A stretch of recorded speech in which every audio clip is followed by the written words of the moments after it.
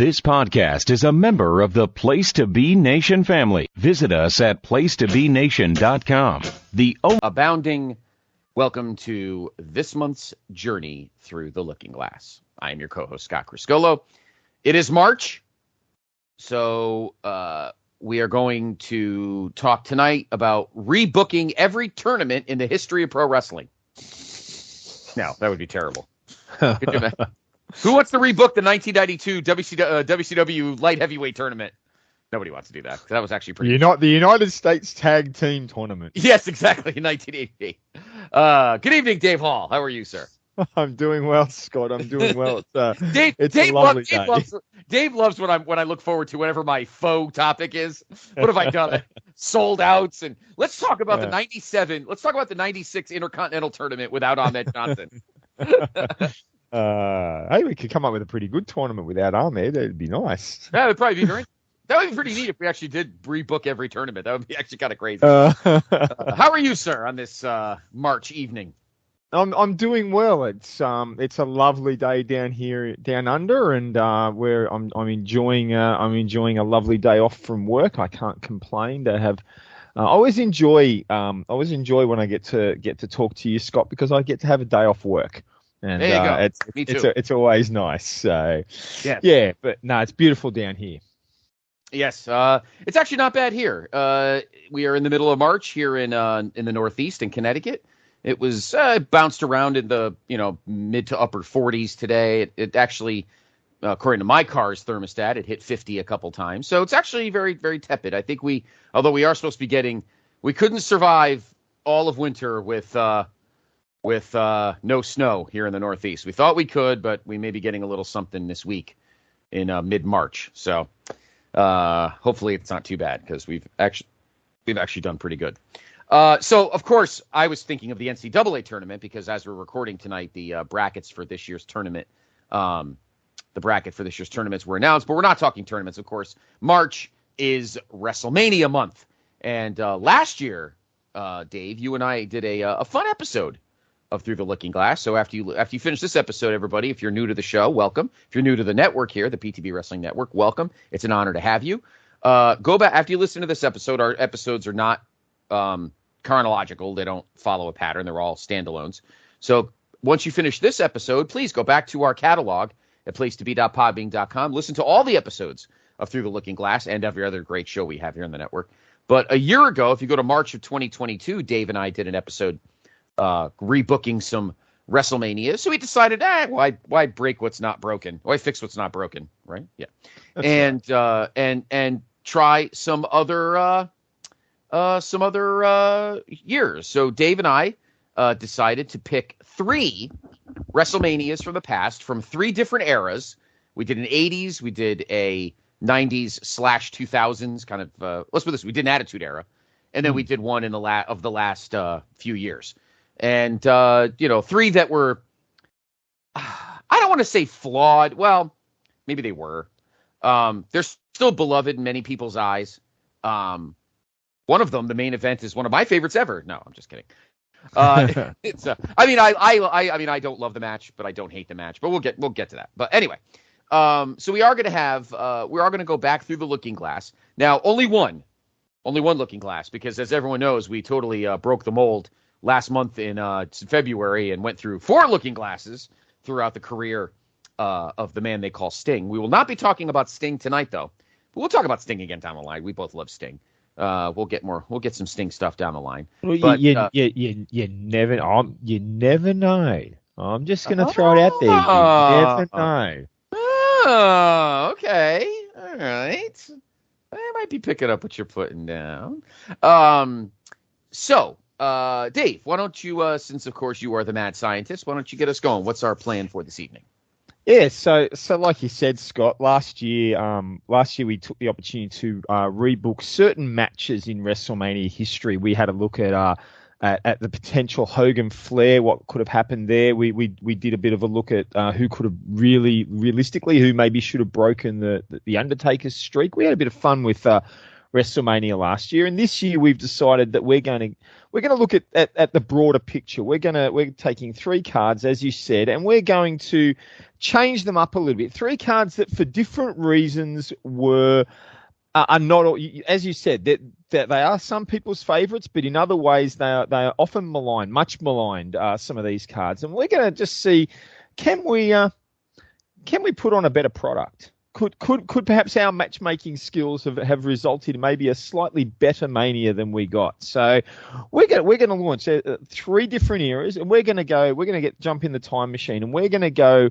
way back, all the way back to 1988. Now I worked this out. It's 35 years ago since 1988. That's a long time. Yes, it is. I'm starting to feel old.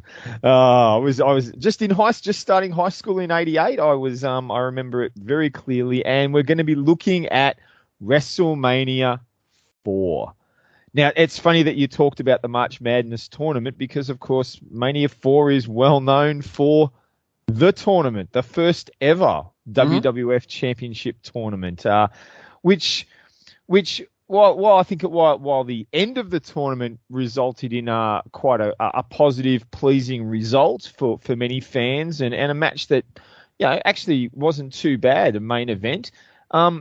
Overall, the tournament is not looked fondly on. It's a Mania that has a reputation of dragging and being a little dull at moments. So, Mania 4, Scott, what are your memories? Did you see this one? I mean, from my perspective, as I've shared before, we didn't get them live in Australia. We got them several months after they occurred, but it was shown on television down here. I saw it on TV when it happened. It was back pre-internet days, so I didn't have the spoilers. It was like I was watching it live. I remember sitting down with my dad and watching this event, and being a little disappointed, but just how long it went. It just really, for that time period, it was exceedingly long. So I do remember that very clearly. What about you, Scott? Did you see this one live? Was this one you had to catch up later? This one, Dave, I did watch live. I was at my friend's house. I think I've said this to everybody in past episodes and other pods throughout the years. I had a small, core group of wrestling friends, and we went to each other's houses for the shows. I had the SummerSlam house. So I always hosted SummerSlam. My other buddy hosted WrestleMania. Another buddy hosted the Rumbles when they started, and then Survivor Series we never did because it was always Thanksgiving night and none of our parents would ever allow us to watch wrestling. So Thanksgiving. So Survivor Series was the only one that I ever had to catch up on. But I did watch WrestleMania 4 live at my friend's house. I always said, and maybe this was something I never really clarified, Dave, through our travels together, you and I.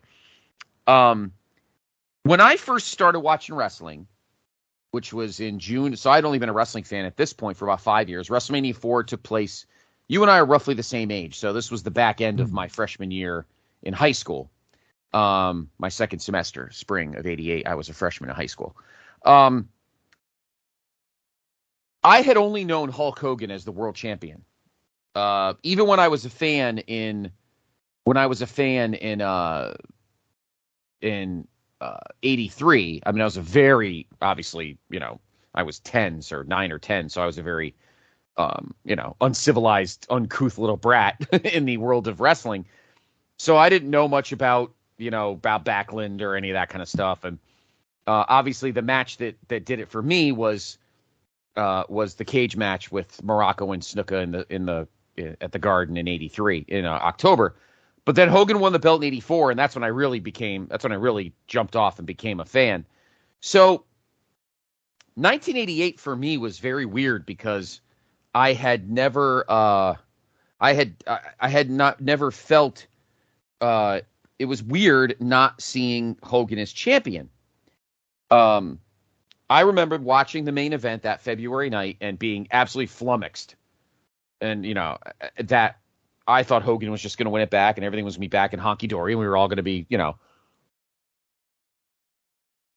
When that didn't happen, I was pretty stunned.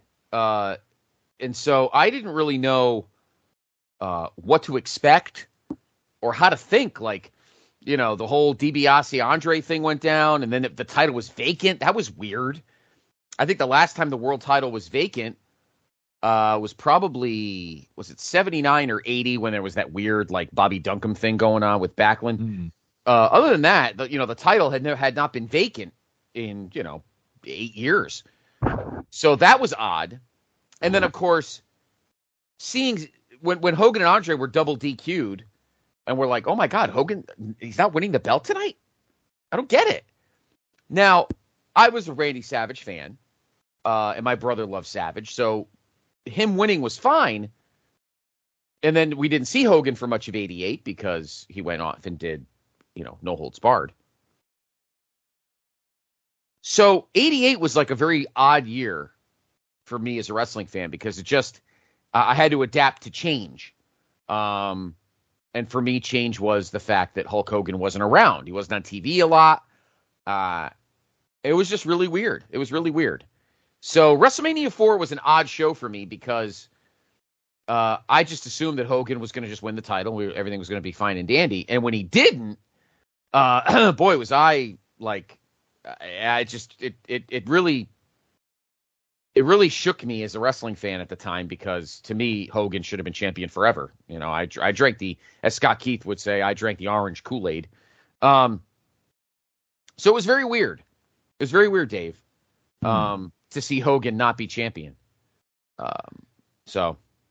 Well, you're talking about weird. I remember post WrestleMania 3, between WrestleMania 3 and WrestleMania 4, there had been a few incidents in my home which resulted in my parents temporarily putting a ban on me watching the Superstars of Wrestling weekly shows, and because WrestleMania 4 was the only big event that we tended to get on television, we didn't get Survivor Series, we didn't get Royal Rumble down here. I had to catch up on them later, and they weren't even released in Australia until after WrestleMania 4. So it was a big catch up.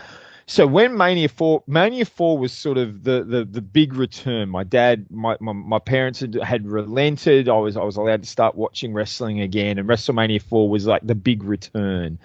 And the only thing I knew coming in was my uncle, who was the one who introduced me into wrestling. He'd given me the heads up. He'd given my dad and I the heads up that Hulk Hogan had been stripped of the title. They were doing a tournament. Hulk Hogan had lost the title controversially. They declared it vacant and they were doing a tournament. So I knew the tournament was on, but I didn't know much else. The biggest difficulty for me was the fact that Randy Savage was now the good guy. And because the last time I'd seen him, he was still in the middle of his feud with Ricky the Dragon Steamboat, and I was still getting my head around here was the guy that I hated that had nearly killed my hero, Ricky Steamboat, and here he was, being cheered and on the march to the title. So that really sort of was something I had to get my head around that night. But WrestleMania 4 was really it was the launch of my maybe my super fandom, because it was just after WrestleMania 4 that I stumbled onto my first ever issue of Pro Wrestling Illustrated, and I've shared that story before, how it opened my eyes to the wider world of wrestling, and really took on a life of its own in my life. But yeah, when you haven't seen a lot for about 6 or 7 months, and all of a sudden you've got the guys that you hated now, the guys that you loved, it was certainly an interesting night for me. Yeah, it is, and I mean it was a really crazy, because after watching WrestleMania 3, which I also watched live, which is still my favorite Mania of all time, this one definitely felt very empty and really long. And I mean, we're going to talk about long WrestleManias. Wait till we get to one of our others tonight. That this feels like a Saturday Night's Main Event compared to that WrestleMania. Yeah, I think it was the first time that Vince realized, wow, I gotta be careful with these long shows, because there was definitely by like match 11 there was definitely fatigue. I think fans. 1988 wrestling fans can't, we're not used to 4.5 hour wrestling shows. I think that was a bit, a bit much, So, Yeah. So anyway, we're going to delve in tonight. We've made some decisions, and we've got a couple of rules around what we're doing tonight, and I'll let everyone know that in a moment. But as I said, we're going to rebook WrestleMania 4. We're taking this card and we're going to rebook it now. For those of you who are listening, the rules that Scott and I have agreed to are very, very, very minimal. Rule number 1 is we can only use the roster that was available at the time. So we can't go and poach guys from WCW or the NWA or bring in Mr. Perfect 6 months early. We can't do that. We can only utilize the roster that's available. And rule number 2 was we are allowed to. There is allowed an element of rebooking earlier into the year. So we've allowed ourselves the option to play into storylines for our WrestleManias. Some slight changes to history may be allowed, and we'll obviously get into that tonight. So we're going to look at WrestleMania 4. No tournament, and the reason there's no tournament, at least from my perspective.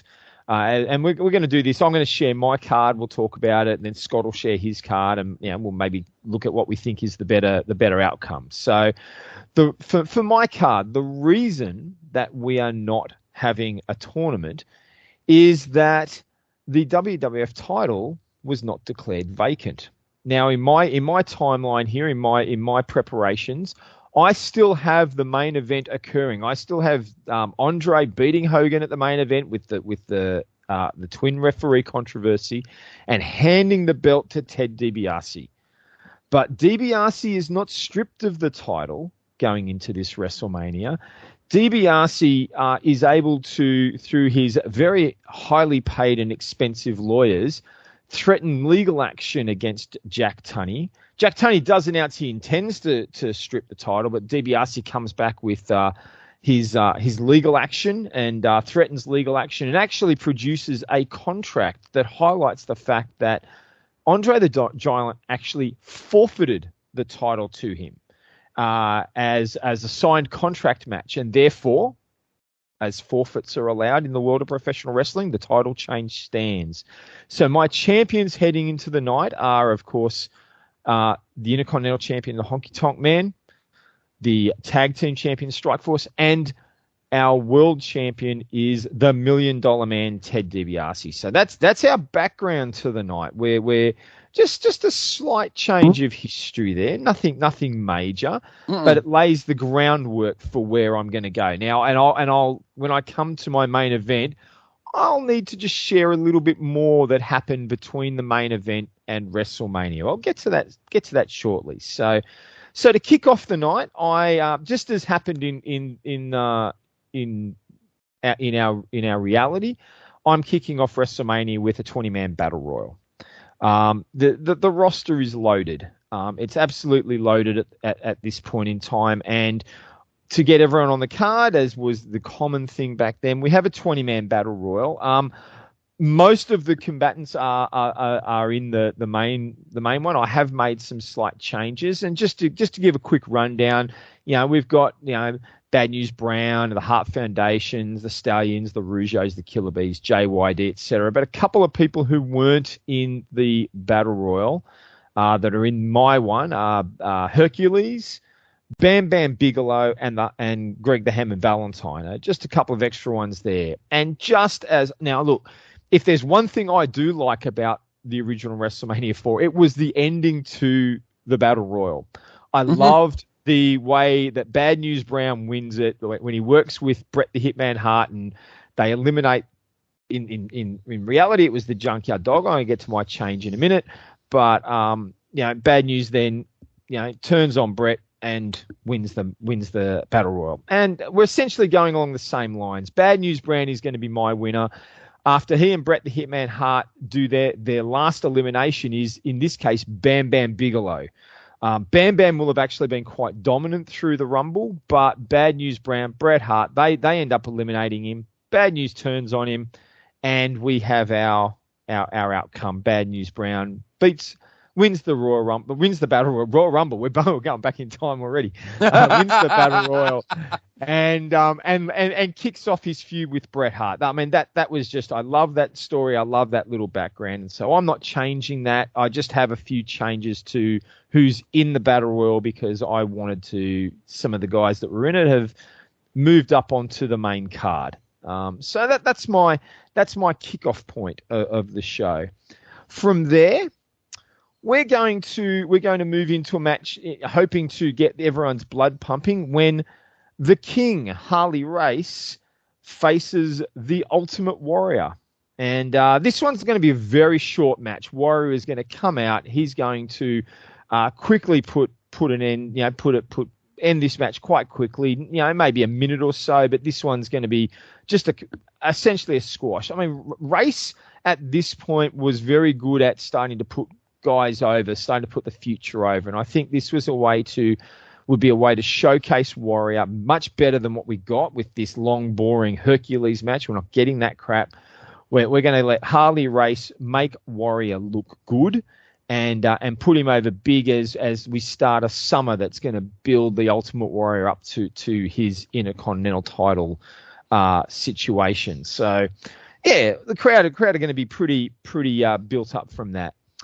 Our third match is we're going to. I've decided that in our third match of the night, the world's strongest man, well, Canada's strongest man, really, but Dino Bravo, fresh off his weightlifting world record, he is going to face and defeat Ricky the Dragon Steamboat. Now, it really pained me to do this, but I looked at where things were going, and I know this was Ricky Steamboat's last night with the company.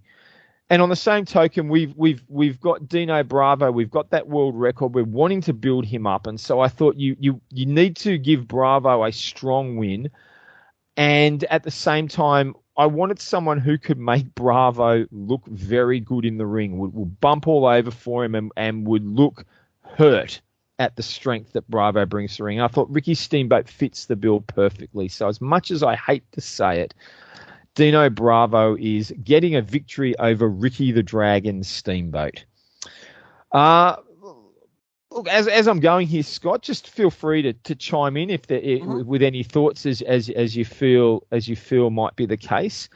Now, our fourth match, we're gonna have a bit of fun here. We're gonna bring something in because there was something that had been doing well in ring in the WWF in early '88, nowhere to be seen on WrestleMania 4, and it was utilized at the Royal Rumble. And I thought it would be worth maybe moving it from the Royal Rumble to WrestleMania 4, and that's the women's tag team match between the Jumping Bomb Angels and the Glamour Girls. Ah, yes. I really feel that they deserved it. I feel the Bomb Angels deserved an opportunity to be on the card at Mania 4. They had done a lot of good stuff in the company through late '87, early '88, had really been putting on good matches. I think it was a good opportunity to showcase the women. We didn't get it very often, and so I've just moved that match, or it could even be a rematch. But I've put them on the card and allowed them to just showcase, and the Bomb Angels win clean, win comfortably to sort of put that match series to bed. And realistically, it's going to be the last time anyone sees the title as well, because Vince loses interest and the Bomb Angels go home. So, yeah, so that's our four. So we're going to move on from there. What are your thoughts so far? How are you feeling about this card? I like your matches. I like the women's tag. I was thinking about putting that on my card, but I decided to hold off and put it at SummerSlam because I think seeing the Jumping Bomb Angels and the Glamour Girls in a hot 2 out of 3 falls at MSG, I think would be pretty great. So I love that you put that on the pay-per-view at all. I held it off till the summertime. Fair. But the other matches so far, I like a lot. I like the Harley match. I won't delve too much into mine yet, but I was very, it was hard for me. I did not I don't have Ricky Steamboat anywhere. Mm. Kind of broke my heart, Yeah. So, by the way, because of the new rule, I had to eliminate the Sting Flair 45-minute draw that I stole from the Clash of the No, I'm only kidding. I didn't do that.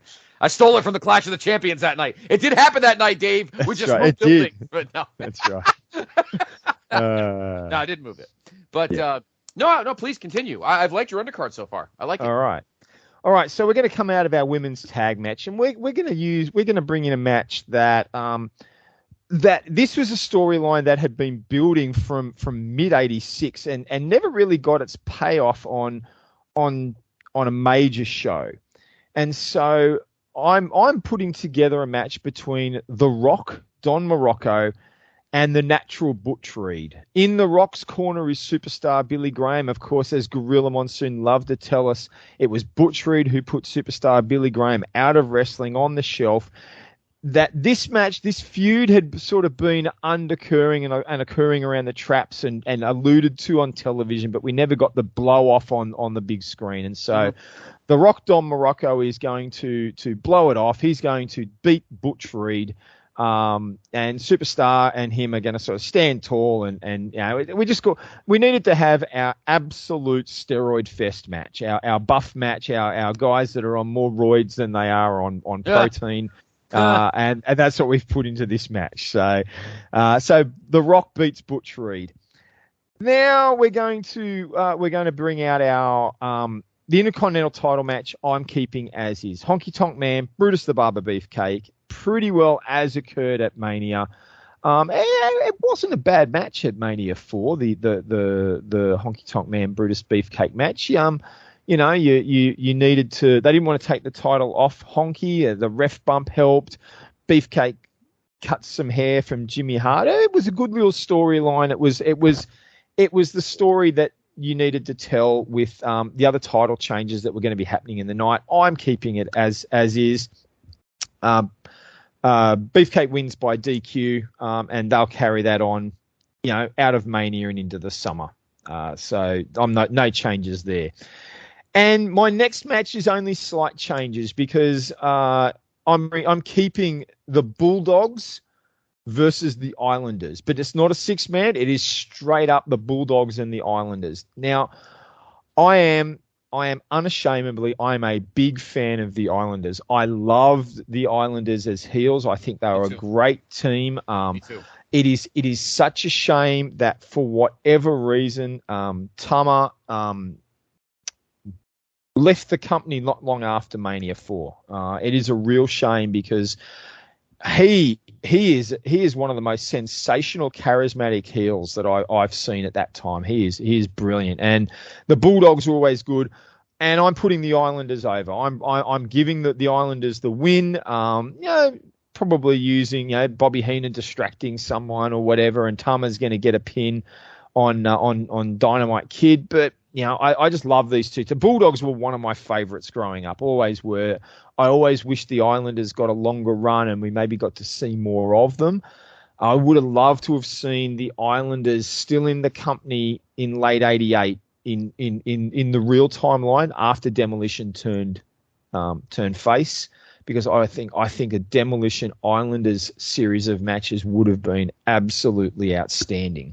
I think that would have been a great series to watch. So Islanders get the win over the British Bulldogs, and I'm hoping that Tama in my timeline has a change of heart and sticks around a bit longer than he did. Coming out of that match, a match that did occur at Mania 4, but I'm bringing about some changes. If I asked you, Scott, what was possibly the most boring match at WrestleMania 4, what would you say would be? Oh boy. Well,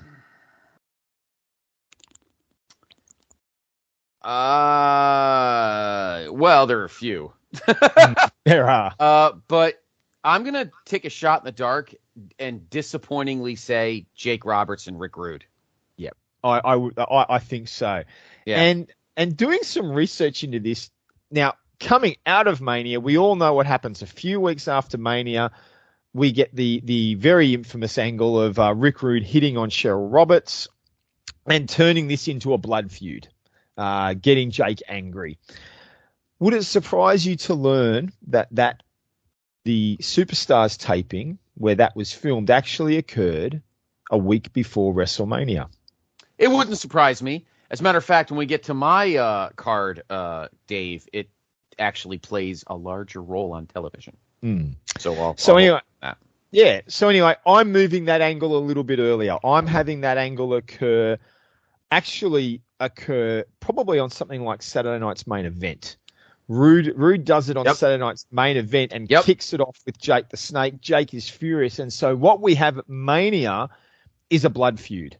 Is Rude and Roberts with anger and emotion behind it, which I think will liven the match up. Rude is obviously trying to avoid the DDTs. Roberts just wants to get his hands on him, and unlike the real world where they wrestle this slow, methodical match to a time limit draw, we're not after it that here. We're going to have a match of emotion. Cheryl's going to be in Jake's corner.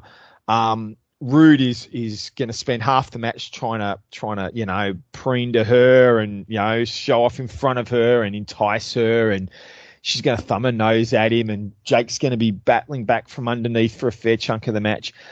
The outcome of this match is probably going to be Jake winning by DQ. I think what's going to happen, or actually no, I think the way this match will finish will be probably something along the lines of Rude winning by countout when Jake goes out to save Cheryl from something, and Rude does something like run him into the steps or hit him into the rail, and so he gets the cheap win. And he's, after the match, he's sort of gyrating in front of Cheryl and trying to get her to come into the ring, and Jake sneaks around from behind and drops him with a DDT. And so even though he hasn't won the match, we still get a DDT out of it. We still get to see the Snake, but this feud will continue beyond WrestleMania. So that's a couple of matches there that were kept the same. How do you feel? What do you feel about those choices? I've kept in there the Honky Beefcake, Bulldogs, Islanders, Rude, Roberts sort of set there. How do you feel about those matches still being there?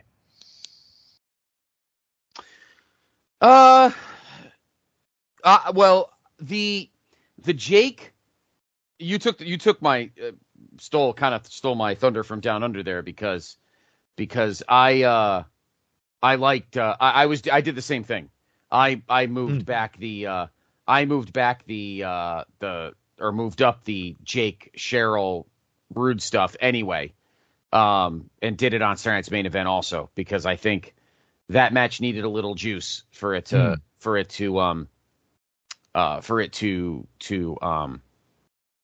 have some juice. I think because those are two great characters. They threw them in the tournament, and that really nothing ever. Those were two guys that needed something to fight for. That's right. Than just be two guys. You know what I mean? So, but I'll get more into that with mine. So let me see. So you had that. What was the other one again? Bulldogs, Islanders, and the Honky Beefcake match. Okay. Honky Beefcake I did not like. Not no offense to you, obviously, because you didn't create the match. I did not like that combo, so I changed it. We'll get to mine in a minute. That'll be interesting. Andre. We'll get to Andre in a minute. Islanders, Bulldogs I kept. Because I had no problem with that storyline. I had no problem with Matilda and Bobby with the dog suit and all that. That was fine. That was very entertaining and a lot of fun. So I was okay with that. I hated Beefcake and Honky. I'm just Justin JR is gonna have his heart broken, but I just was never the biggest Beefcake fan as like a main event kind of guy. I don't know. I mean, I liked him a lot, and JR and I documented him on when we did our 85 to 92 run on the Mothership. But I had a better idea for Honky and the Intercontinental title, which I'll get to. Oh, I look forward to that. When we get to my card. But Islanders Bulldogs I have, so I'll just spill that. I still have that on my card. All right. I kept that, and I kept Jake and Rude but I'll get into my little backstory when we get to Yep. my card. But yeah, no, 2 of those matches are fine. I just don't like Beefcake in any title picture. I'll give you my IC title match in a minute. But the other 2 matches, the other 2 matches, I had no problem with. Cool. Oh, look forward to hearing what you've got for the IC title. All right, so we're on the home stretch. We're going to round out the back end of this card.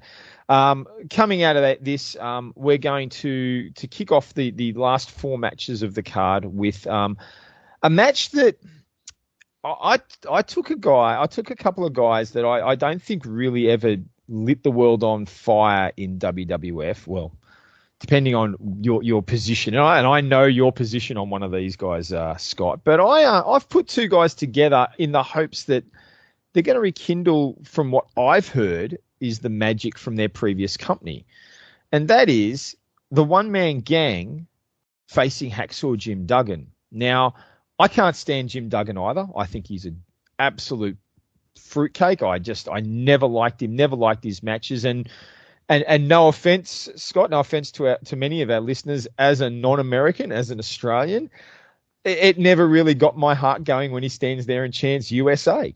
Doesn't do it for me. So I'm an American, and it did nothing for me either. So it's all right. There are better guys that did that. So, in my opinion. But from everything I've heard, and we didn't get UWF down here in Australia in Mid-South, but from everything I've heard, Duggan and One-Man Gang could tear the joint down in Mid-South and UWF. So I've put them together in hopes that perhaps competing against each other, they may actually pull out a semi-decent match with the history that they have working together. Who knows? So Jim Duggan, knowing that I had to keep these, knowing that Vince would have these guys on the card, knowing that Vince would have Duggan appear somewhere, I thought this is the best option in my mind, for Hacksaw Jim Duggan. So I've put Duggan and the One-Man Gang against each other. They can go to a double DQ for all I care. Double count. They can fight to the back. They can hit each other with 2x4s and helmets and megaphones and whatever they want to do. But, that's I'm hoping they're just going to have a great brawl and actually, 5-minute brawl that can keep everyone's heads intact. All right, my last 3 matches. I've got my tag title match. I'm not changing it. I'm an unashamed Demolition fan. Everyone knows it. If you've listened to this show, if you've listened to anything that I've podcast about ever, you know that I am a big Demolition fan. Demolition beating Strikeforce, it stays. It's one of my favorite matches of Demolition's run. I love that they win the titles here at Mania. I love that the crowd cheer for them. I love that it's basically the end of Strikeforce. Bring it on, Demolition, hold on. So that brings us to our double main event. And I wouldn't be surprised if we've ended up going down a similar route here. Mm-hmm. But in the first of so to get to our double main event, I need to go back into our backstory. And that is the fact that, as I said, DiBiase gets to hold the title. And so as a result of that, DiBiase and Hogan have a match at Saturday night's main event. And at Saturday night's main event, they have Hogan gets his shot, his rematch at the title, as you would call it. And during the match, Andre interferes consistently through the match to the point that Hogan wins the match by DQ. DiBiase holds the title, and Hogan he's furious with Andre again. It's really come back to centering back on Andre. Mm-hmm. And so inside a steel cage, Hulk Hogan and Andre the Giant are going to have their rubber match.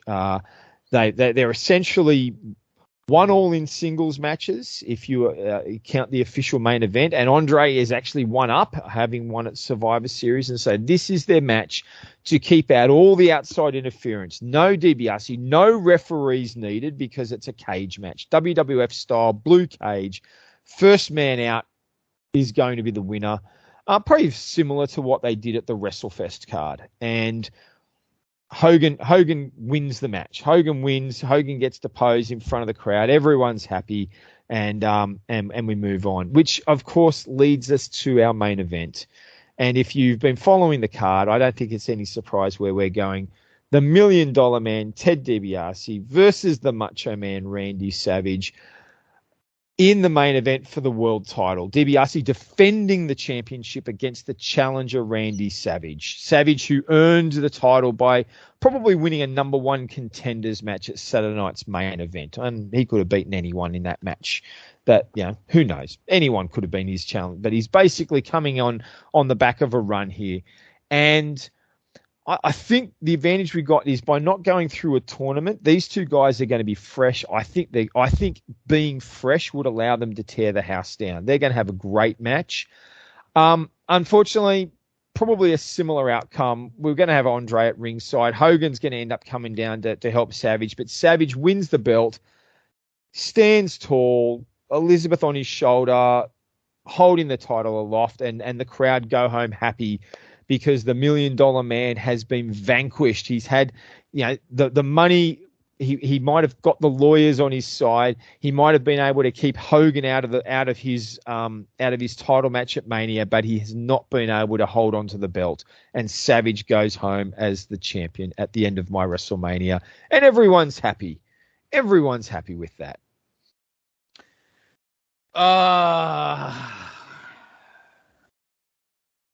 Well, I love your upper end of the card, Dave, because you kind of gone the same path I did.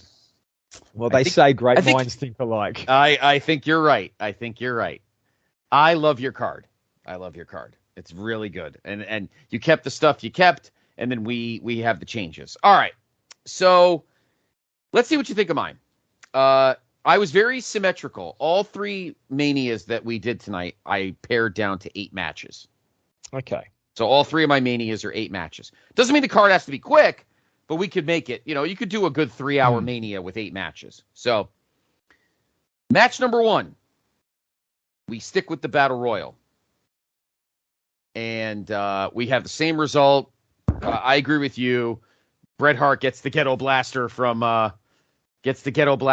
Bret Hart, from Bad News Brown, and Bad News Brown wins the Battle Royal. I have no problem with that. Match number 2. We do have Rick Rude versus Jake Roberts. I'm going to have because what I'm going to do, Dave, in our alternate universes, I'm going to have a very loaded Saturday night's main event in early March, late February, early March, to do a lot of promoting, and I will explain other stuff on that card. But that's where Jake will wrestle, I don't know, some scrub, and that's when Rude comes out and starts macking on Cheryl in the front row. Later in the card is when Rude debuts Cheryl on his crotch. And that's when Jake runs out and loses his fucking mind, which leads us to this. So I agree with you. You and I thought on the same wavelength. We move up the Rude gyrating in Cheryl's face and add the juice to that match now. I think we have to. Match number 3. I did not do the Mid-South match. I like that, Dave. And honestly, for years and years, everybody said to me, "Oh, you gotta love. Why do you hate Duggan so much? You got to see him in Mid-South." Well, I never saw him in Mid-South. I only saw him here, and he was a snot-blowing doofus. So I finally did watch him in Mid-South, Dave. I watched every Mid-South episode on the WWE Network, and I did have respect for Duggan in Mid-South. He was a lot better because Bill Watts didn't make him a freaking, an absolute doofus like Vince made him. So, okay, point taken now.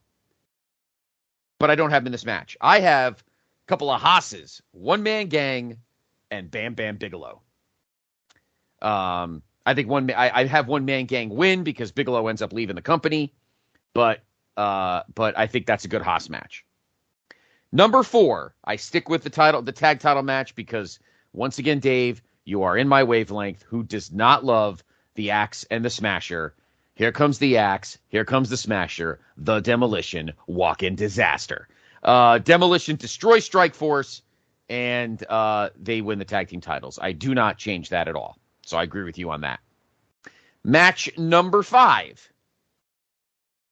The mid-card main event inside the steel cage, Hulk Hogan and Andre the Giant.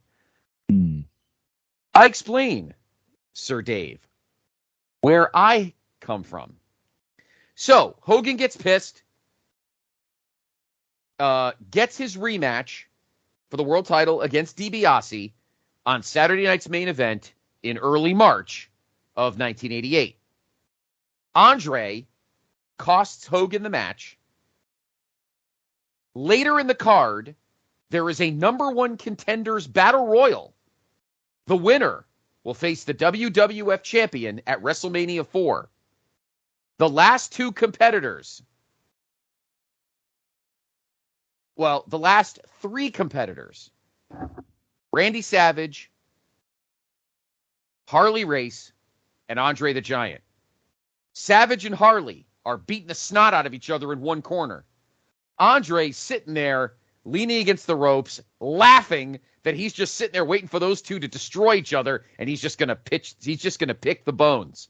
Well, Hogan, still pissed off that he got screwed earlier in the night, comes out, smacks Andre with a chair, grabs him by the hair, and pulls him over the top rope and eliminates him. They brawl. Savage eliminates Harley. Savage is your number one contender. He gets the WrestleMania 4 title shot. Hogan says, Macho Man, I have my full support in you, brother. You will be the world's heavyweight champion. I right now have bigger fish to fry. A big French fish to fry. Andre, we've got to end this, brother. We got to end this now. Put up the cage. And 8 months before WrestleFest, 8 months or whatever, maybe 5 months before Andre's body's in even worse shape, Dave, Andre and Hogan put on a war inside of a steel cage in front of 20,000 in Atlantic City. Great minds think alike, Mr. Hall. You and I both thought it. I do. I like the way you've built that up. I like that concept of the number one contenders match there, that battle royal type match, and yeah, that clear perception that you would almost expect no one's going to be able to beat Andre here anyway, and Hogan coming out. And it's a good way to bring it about. It's a good way to, and that Andre cost Hogan early. I think that's a good way of bringing that storyline around. Very, very much something you would expect to occur. I think it's got some good symmetry there. You found a better way to bring Savage into that number one contenders spot than I did. Well, I didn't want to leave. I needed a third person because I didn't want just Savage and Andre alone, because then you'll get the whole, Savage didn't only got it because Hogan helped him. That's why I add Harley to the mix and make the Andre Hogan part of the Battle Royal not part of Savage. So I added Harley, so the two of them are beating the snot out of each other in the other side of the ring, and Hogan eliminates Andre, and Savage has because that way both Hogan and Savage and Harley get the benefit of not having Andre in the match. It's not Savage being saved. So that's why I had Harley to the match. Because I want Hogan Andre to just be loaded with anger and hatred, just absolute venom for a cage match of epic proportions. And Vince goes back and tells Boss, just give me 12 minutes. Just give me the 12 best minutes you've ever given me, and you two just beat the absolute tar out of each other. And Andre goes, "You got it, boss." And they go out and they lay it out, Dave. They lay it out. No, it's great. It's great. And you can picture Jesse on that build and Jesse calling that match. It'd be fantastic. And just to add a little bit more heat to the match, you have Joey Morella at the door of the cage. Joey Morella is the keeper of the cage door for the match. And Jesse's losing his mind. Oh, sure. Oh, does he have a Hulk Rules t-shirt under his ref shirt? Oh, God. Yes. Dave, that's awesome. Yes. I love that. All right. So on the heels of that match, we have our Intercontinental title match. And this is where I do. See, you may not agree with this. I may be taking away an epic moment at SummerSlam. But I do the Honky Tonk Man and the Ultimate Warrior for the Intercontinental title here. Okay. But I don't have Warrior win. Honky gets counted out, or Honky gets DQ'd, or some kind of crap. And Warrior chases Honky through the summer and then pins him down at SummerSlam at the Garden and then beats the crap out of him in 40 seconds. Well, you don't have to do 40 seconds or whatever. Yeah. You can do. But that's where so Warrior will still win the IC belt at SummerSlam, but it won't be a walking surprise. They wrestle here for the IC belt, and Warrior's about to do the splash, or Jimmy Hart runs in, hits him with the megaphone to cause the DQ. It's a schmozzy ending. I know it sucks, but I think it, and Honky gets, dangles just like Rude the following year. Warrior gets the belt dangled in front of him throughout the summertime, and that leads us to SummerSlam 8. Now, again, I know that's not everybody's favorite moment because I take away the cool moment at SummerSlam when Warrior comes out of the blue. So we do lose that, and I hate taking that away. But I wanted to give, because I just can't stand the Honky. I don't know why Beefcake just didn't win there, but originally. Now, you could have Warrior win here, but I still think he's not ready for a. No, I still don't think he's ready for a world title, for any kind of title yet. Let him keep chasing through the summer. Let him keep having to prove himself, and then have him finish it off. Have him finally finish Honky off at SummerSlam, at the Garden. So there we go. So I have Honky for the IC belt against the Warrior, and it ends in a schmaz. Then on the 7th slot, we have the Islanders and the Bulldogs, because that's kind of a nice cool-off match. Yeah. Then in the main event, Ted DiBiase defends the WWF title against Macho Man Randy Savage. And you pretty much wrestle the match the exact same way, except in this case, Andre's too beat up to help DiBiase. Maybe you bring out One Man Gang. Maybe you bring out Butch Reed. Kind of do like a Rumble 94 thing where like a zillion heels come out.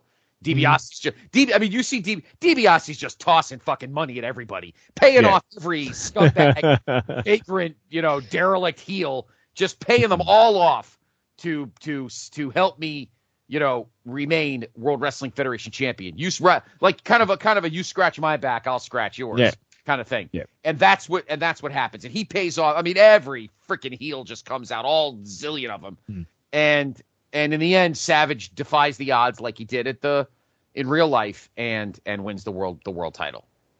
So that's my WrestleMania 4 card. So not too many changes from yours. I just added a little different backstory to some of my matches, but you and I, Dave, were kind of on the same wavelength for our 2 cards.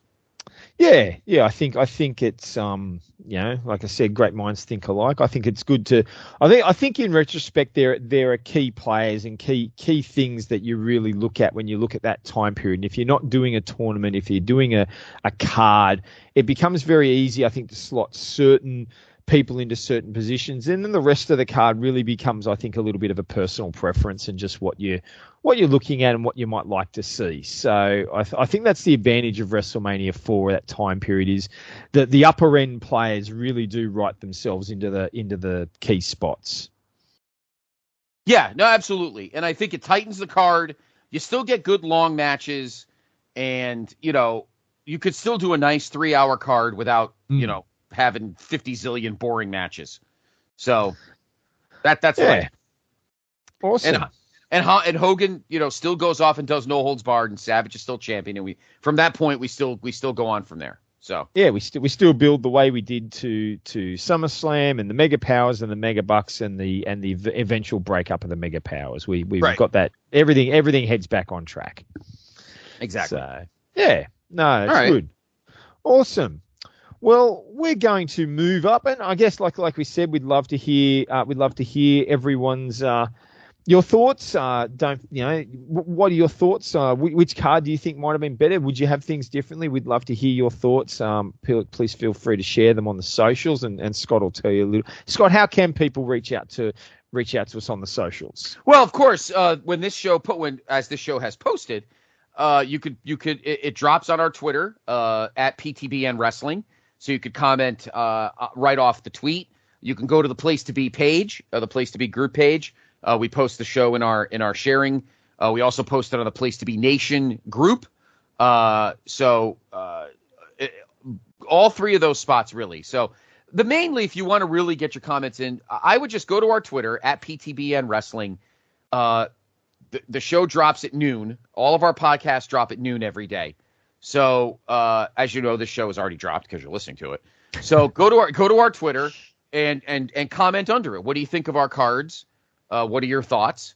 Are Dave and I kind of smoking something? Is the card too good for it to be realistic? I mean, please, totally up to you. Let us know what you think. Absolutely. So, all right. So we're gonna move ahead. We're gonna move out of 1988. We're gonna come forward 12 years. 12 years to the year 2000. Mm-hmm. A year when computers were expected to crash because no one thought that everyone was worried about being 1100. It wouldn't work on a computer. A year when the mighty country of Australia, Sydney, hosted the Olympic Games. Yes, it did. And a year when WrestleMania decided every match was going to be either a tag team match or a multi-man match. And it became one of the roughest and toughest manias in a while. Yes, we're talking about WrestleMania 2000, the year of the 4-ways and the 3-ways and the multi-ways and the more tag team matches than you can poke a stick at. We're going to have a look at this one. We're going to look at what could have been done differently at this card. And I think both Scott and I have taken an approach of we're trying to get rid of all these multi-man matches. Yeah. Not all of them, but again, I think there's ways this card can be tightened up. Now, in the interest of fairness, I went first last time, Scott. I think it's only fair that you get to launch off WrestleMania 2000 so that I don't take away all your good matches. And maybe we'll see how many you take away from me. Okay. All right. No problem. Okay. So we go to 2000. We go to the Arrowhead Pond in Anaheim. My first match is we're going to open. Ready for this? We're going to keep, because how do we get rid of this tag? We can't get rid of this match. This match is too damn good. So we open with the triangle ladder match, Edge and Christian, the Dudleys, and the Hardys. Oh. You can't change that match. That's stupid. It'd be stupid to change that match, my opinion. If you did, Dave, you're not stupid. You know I love you. But I did not change that match. I don't see why you would. So I keep that same. You're opening the show with that match. Yep. Yes, I am. My goodness, you are leaving. You're basically saying to everyone else on the card, good luck. Top that. Yes. Yep. Good luck. Yep, I am. Because this is Chris Kresge. This is 2000. The roster is 10 times better than it was in both 98 and 99. And go out there and do it. Yeah, challenge. All right. Number 2. For the women's championship, Stephanie McMahon Helmsley, and this is obviously a squash. Stephanie McMahon Helmsley, who only won the belt the previous Thursday on SmackDown, takes on Chyna. Oh. And Chyna beats her in like 15 seconds. Because I would have given Chyna 1 year earlier than I did in 2000. It happened in 2001 to do her best in the women's division. And Stephanie holding the belt was stupid. So, I mean, as much as I love Stephanie and I love Triple H, her being women's champion was ignorant. It was idiotic. So, there we go. Then I think you turn Chyna mega heel and maybe lead up to something different the following year other than her beating Ivory or whatever. Number 3. One match I kept because I don't really hate it. So I left it on here, was Kane and Rikishi against DX. I don't know. I think it's a good match. I like that. And they do the dancing at the end. We get Pete Rose again. I'm okay with that. Number 4. A 2 out of 3 falls match between Chris Benoit and Chris Jericho. We start that feud. You start that feud here. 2 out of 3 falls. Let this match give them like 35 minutes and let them just rip the place to shreds. Benoit and Jericho will look at the 3 tags and go, top it? Okay. You say so. That's what I'm saying. Make it competitive. Get that roster juiced, Dave. Get it no pun intended. Get it jacked up and get everybody ready to fight, is what I say. Number 5, you blow off the feud between the Big Boss Man and the Big Show. Even though they did have a tag match even though they had their title match at Armageddon 99, I would continue it here. I think it would be fun. I think Big Show could use a big Mania win. I think he does it here. Number 6. All right. Ready for this? Mm-hmm. Kurt Angle is your Euro-Continental champion. He has both belts. Mm-hmm. Yep. And he decides, I want an open challenge. Anybody in that locker room, walk out here and challenge me. If you think you're good enough to beat me, the Olympic gold medalist, and take both my belts, I dare you. And who walks out? Mick Foley. Oh. You know what? Linda McMahon has given me a one night, because I was retired. Triple H retired me at No Way Out. But Linda McMahon has given me a one night stay at WrestleMania to get my WrestleMania moment. So Kurt Angle, I may not be as technically sound at my age as you are, but I'll scare the shit out of you. And and as we build up, Mick Foley says, no, I'm not going to be Cactus Jack. I'm not going to be Mankind. I'm not going to be Dude Love. I'm going to be me. Mick Foley will be wrestling at WrestleMania against Kurt Angle for both the European and Intercontinental titles. Obviously, he will lose, but he gives Kurt Angle all he could handle, and the crowd gives Mick a standing ovation in his last match. Wow. I do not hide Foley in the main event. He gets the stage to himself. Wow. That one caught me out. That's an interesting idea, that one. I don't know that I would have anticipated that. I certainly didn't. I think it would be a cool outcome, and it would be, I guess, another way for Kurt Angle to continue to develop his credibility. Correct. He's still undefeated. He does not lose to Taz at the Rumble. I would have Taz beat some other scrub and keep Kurt. I'd probably put Kurt in the Rumble and have Kurt get eliminated or something stupid. But I would not have Kurt lose his undefeated streak to Taz. I would wait and have Kurt stay undefeated through WrestleMania, and then eventually he loses somewhere else down the line. But I want Mick Foley to have his moment, his singular moment at WrestleMania, because he doesn't have to beat anybody. He'll lose to Kurt, because Kurt obviously is younger, better, and he's the guy. But Foley gets to stand in the ring and get his moment.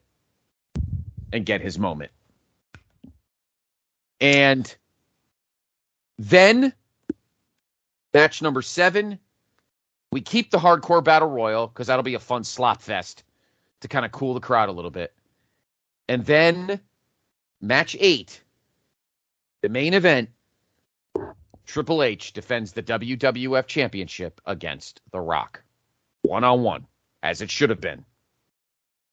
And you do the exact same thing you did at Backlash. Do the same match.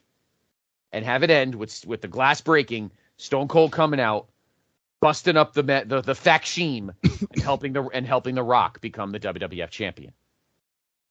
And then Steve toasts Rock, walks out, lets Rock have his moment.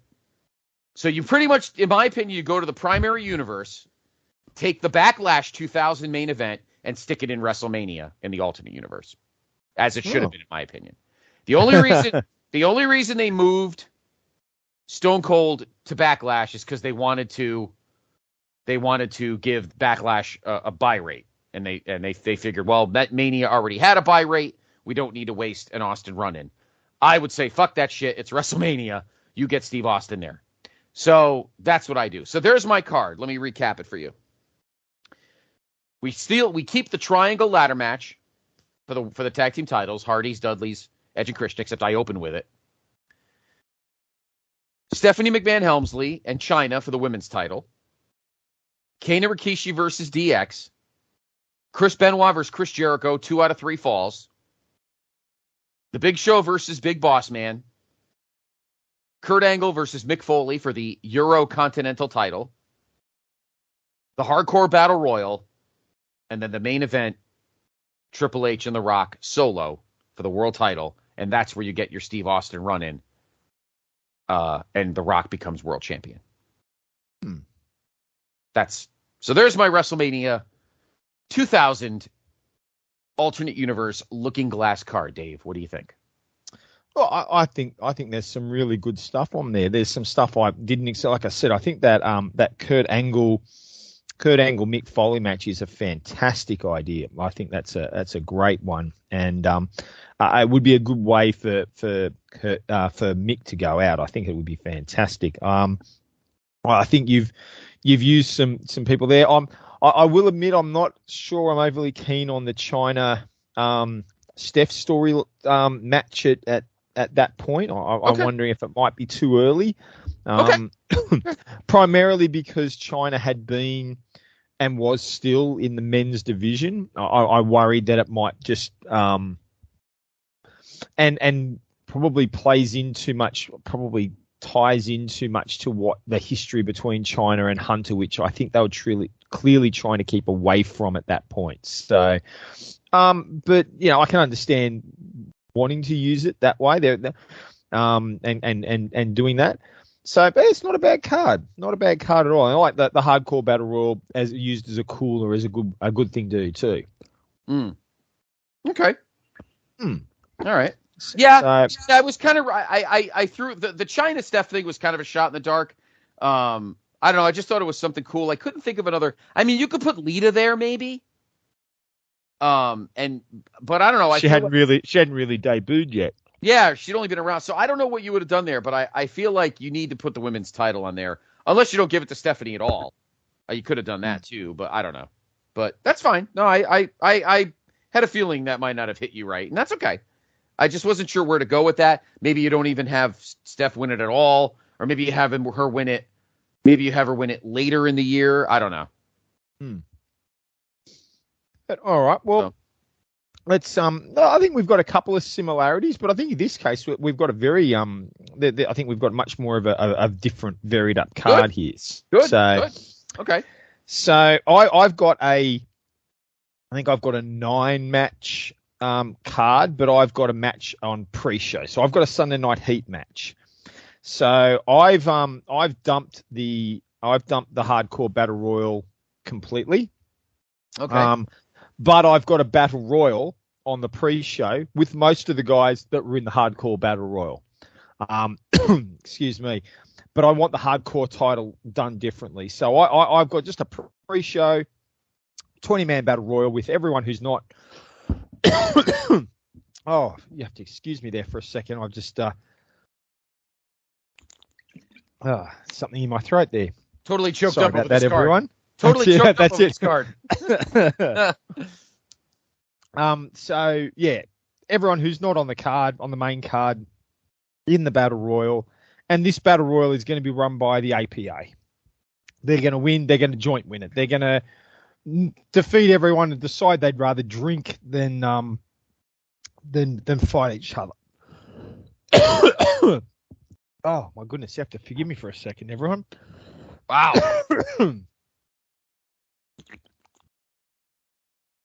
DX is attacking him. They don't like his card.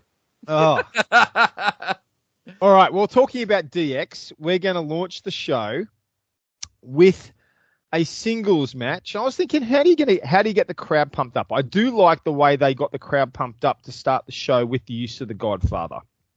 Godfather coming out, and the Godfather is going to face the Road Dogg.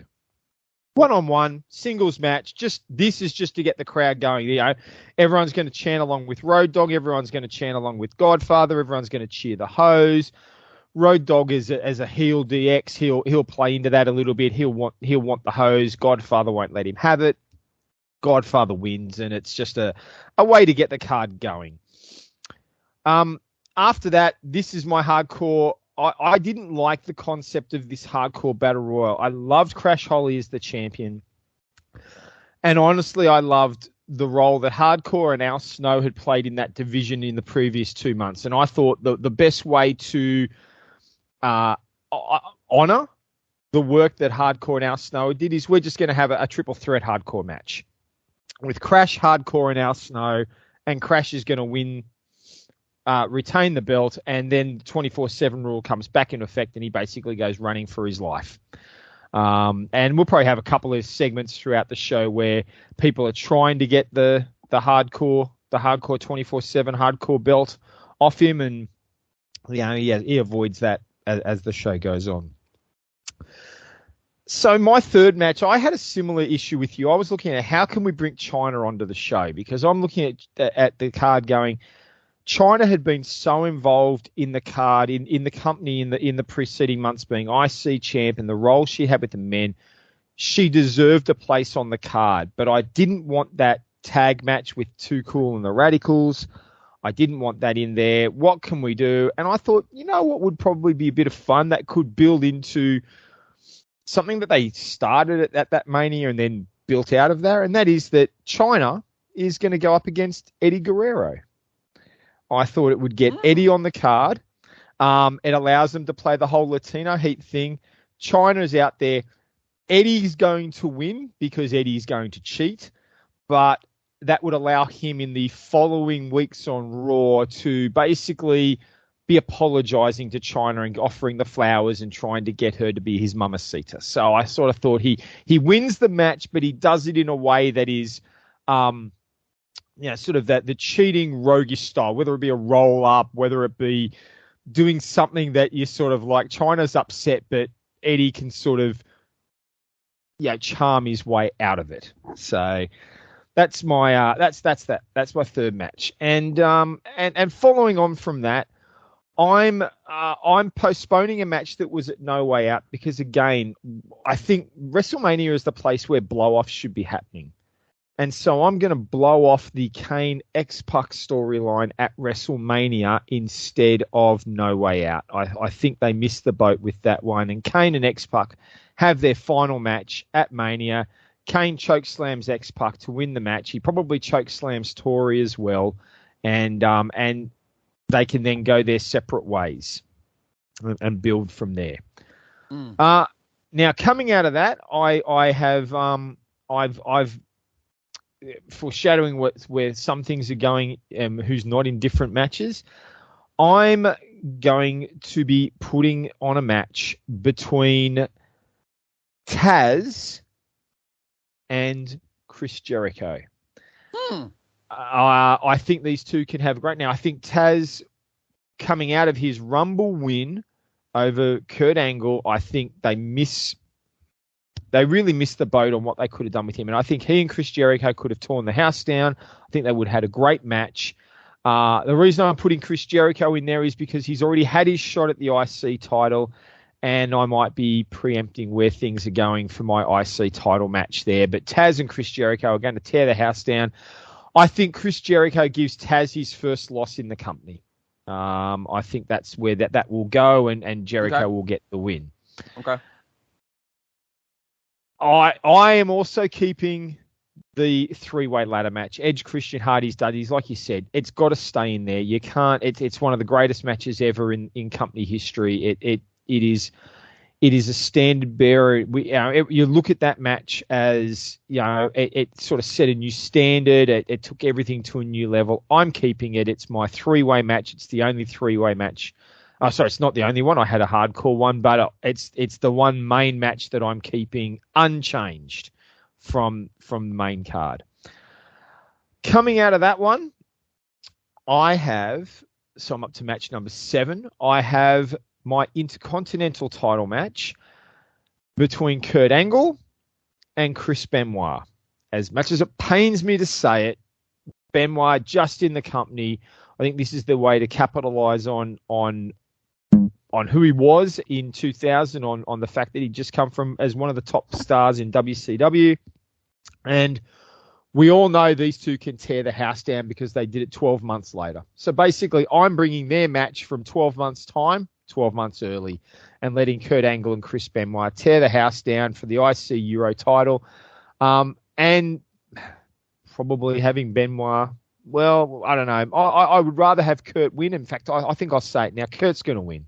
Kurt's going to hold the titles because I just can't bring myself to book Benoit to a victory. But yeah, they'll have a big match. Right. So my cooler match coming out of that, because we've had some pretty hot matches there in a row. So my cooler match is the Big Show facing Rikishi. So the Big Show has obviously turned heel coming out of Mania. Rikishi is growing in his run. They're going to face off. This could be a double count out. This could be a DQ. Or who knows what could happen here? But this is the cooler match to prepare everyone. And then my main event is, as you foreshadowed, Triple H and The Rock 1-on-1. No McMahons, no 4-way. The number one guys in the company facing off for the world title, as it should have been. And because Foley had done such a magnificent job and essentially laid himself down, I am going to bring Foley in. Foley can either be the guest referee for the match, although that could be a little controversial with the history with Triple H, or he can be our guest commentator.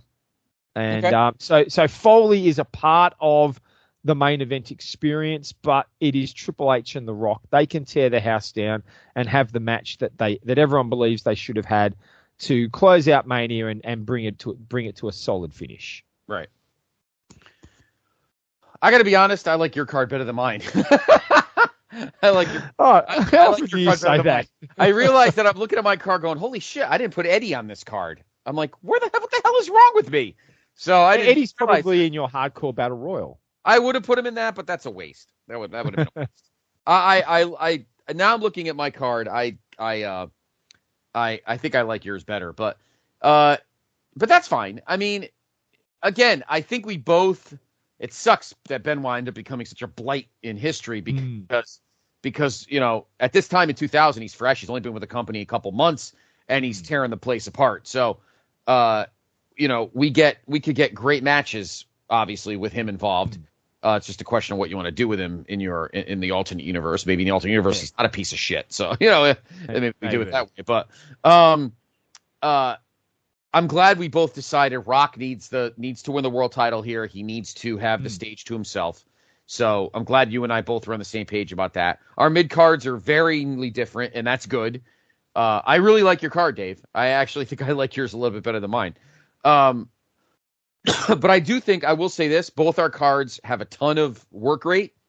I think both our cards are still a snapshot of 2000 in WWF. I'm at one of my chrono watches now. I'm in 2001, so 2000 is fresh in my mind, and I think that's why we have such a good grasp of it. I might have reached for straws a little on a couple of my matches, but I do think that we both really, took a good look at 2000 and the landscape and put it to good use for us.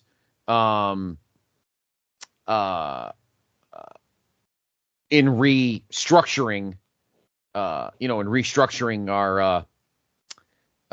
our cards. So I like your card a lot. I think we both realized we needed to get to Triple H Rock on their own. Had to be. And we did that. So I like your card a lot, Dave. I do. I do. Again, I think I like it a little more than mine. I think we've both been able to have a bit of fun there, and I think it shows that you can like you said, it doesn't. Both cards are a good snapshot of that era. Like Yep. either card would have worked just as well. And I think both cards that we've come up with probably provide a little bit more flow and perhaps a little bit of a stronger card than the multi-man-a-thon that we got in the real WrestleMania 2000. Again, and WrestleMania 2000 is another card that dragged out a little bit. It was another 4-hour Mania that just dragged out a little bit, and all those multi-man matches just got a bit much in the end. Yeah, they did. And I think what we've come up with would tighten things up a little bit. It brings certain storylines to a close. It allows other ones to launch, which is what Mania is about. Mania is about ending storylines and starting new ones. And I think we've both been able to do that in different ways. Yes, we did. I think that I agree. I think we both took a good snap of the year 2000. We had different kind of thinking on it. We went different places, but I think we did capture the best that WWF had in 2000 and kind of just tweaked it a little bit. Our final, excuse me. Wow. What is with us tonight? You're hacking away. I'm re-getting puberty. What's good? Things can change. Our final Mania redo of the night. This was one that when I picked it when you and I talked about it, and then I looked at the card and I went, what the hell am I going to do with this? But I think you're going to like what I did. But Dave, tell us which one we're doing, what our final one of the night is. All right. So our final one of the night is looked down on for different reasons. So we've talked about a card that was sort of looked down on because of the tournament and sort of the slow way that impacted the show. WrestleMania 2000 looks down upon because of all the multi-man matches. The third card we're going to look at tonight is probably looked down upon because of I think it's a lot more of the booking decisions, the outcomes of the match and some of the matches that were chosen as opposed to any other specific reason. And that is we're going to jump 16 years ahead from WrestleMania 2000 to 2016 and WrestleMania 32. Mm-hmm. Now this has, this obviously has, a lot of issues and concerns for a lot of people. There's several matches on the show that really have not sat well with people, even at the time. We're obviously talking about the Triple H Roman Reigns world title match that doesn't have the best reputation, and I've heard yourself and JT. I've heard JT talk about it a few times. I was going to say it's certainly got its detractors for the Undertaker Shane McMahon Hell in a Cell match. That's sort of the Shane McMahon glory fest that didn't need to happen. It's got some poor booking choices. Jericho going over AJ in his first real big match. The way they booked the Brock Lesnar Dean Ambrose match. There's just some stuff on this card slotting. It just never sat right with a lot of people. Baron Corbin winning the Andre the Giant Battle Royal. It was just lots of poor choices. And so we're going to have a look at, can we come up with something better? Can we come up with something that might have sat better with fans, maybe better in retrospect? I don't know. And we're going to see where this goes. I think we've probably both got very different approaches to this one. And I'm going to admit, I had some struggles putting this when I started looking at this and preparing. I went, oh my goodness, what am I going to do with that? And it really came down to certain matches that I felt I wanted, and then once I had those matches, what do I do after that? And trying to piece together some matches that I hope would work and maybe be a little bit more palatable than what we got. So I'm going to kick us off with WrestleMania 32 here. Oh, before we do that, I mean, Scott, what are your thoughts? WrestleMania 32, how does it sit with you in retrospect? I mean, I've just talked about some of the poor booking choices in my mind. How does it sit with you? Why does this one something that you thought, hey, we needed to look at this one? Because I think the roster was kind of mismanaged in 2016. I think the original matches are all kind of mishmashed, and I'm going to say this obviously objectively. If you had to have Triple H become WWE champion for WrestleMania, then you got a problem. You got a problem. You weren't doing something right. If you felt there was not a better enough heel to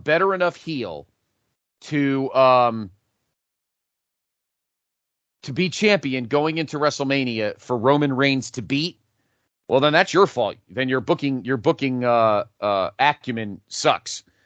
And all the matches that night just did not have any sizzle. Brock and Dean Ambrose, nobody cared. Taker and Shane, nobody cared. Just like a bunch of crap matches in terms of two people or two participants that honestly nobody cared. Nobody cared. And it's like Undertaker should not have had to go 33 minutes with Shane McMahon. I mean, that's just illogical. I don't care how old Undertaker is. That is just illogical for Shane to be able to hang with Taker for 30-something minutes inside Hell in a Cell. That's ludicrous. Absolutely ludicrous. I do like the beginning of what would become the Women's Revolution, the Charlotte, Becky, Sasha match. I love that match. And that's the match that kind of pulls the ripcord on the new era of women's wrestling in WWE. The Rock was just absolutely useless on the show. He comes out, does the fire thing, and then beats Eric Rowan. I have much better use for Rock, Dave, when I do my card. I liked Jericho and AJ Styles. Of course, I was really happy when AJ came to the WWE. But I have both of them in different matches. I just took... The roster was not used properly. And this was a year that if you didn't think you had a strong enough heel for Roman Reigns to beat, then maybe for once you don't have the world title match in the main event. Okay? And my card doesn't. So, and that's okay. Shit happens. It's happened the last several years in WrestleMania. We've had shows where the main event was not the world title. I mean, listen, the following year, WrestleMania 33 in Orlando, the main event was not the world title. So it doesn't matter.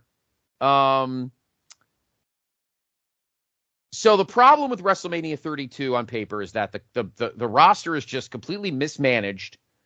The matches are all nonsensical. And the fact that you had to have Triple H win the world title to have a credible challenger for Roman Reigns is ludicrous. And I'm the first one to say that. So that's why I picked when we in our pre-production and we talked about what ones we're going to do. I said, we have to do this one. We have to fix this one because this is just a mess on so many levels that the roster was just not used properly. So, and I'll let you, obviously you go first this time. I wanted a challenge for you and I to try to Band-Aid this card as best we can in our alternate universe through the looking glass and fix it so it is much more palatable both in quality and in length. So, well, yeah, okay. Well, I don't know how good a job I've gone through so many options on this card. I don't know how good a job I've done of making this a better show. I will admit I really, really struggled with this one. So I'm going to go through what I've put together. And we'll see how it comes out. I've tried to limit the show, but in doing that, I needed to put a couple of matches on a pre-show because it was the only way I could get things that I thought probably needed to be there. So I've got 2 pre-show matches. First pre-show match is the Andre the Giant Battle Royal. I'm putting that on the pre-show. And due to some changes that I've made with the card, I've determined that the winner of my Andre the Giant Battle Royal is going to be Rusev, who will be in that match on the pre-show. I just feel he was never managed properly after the John Cena situation. I would hope that maybe they can reboot him a little bit with a Battle Royal win. That's where I come from that.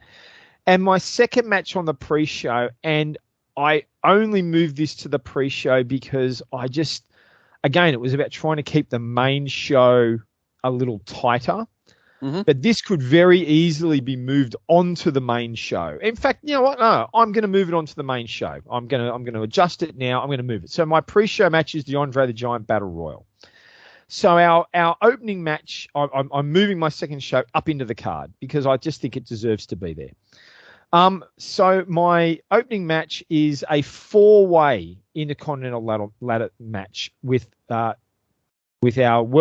IC champions. Kevin Owens, mm-hmm. The Miz, Sami Zayn, and Zack Ryder. I'm just going to let those guys go all out, have some fun, have a good match.